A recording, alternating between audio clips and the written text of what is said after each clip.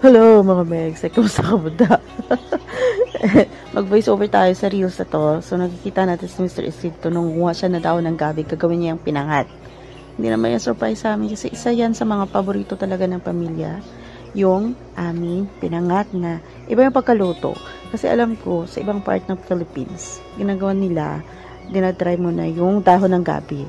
Sa amin hindi na kami makapag-antay. Asya, masarap din naman siya.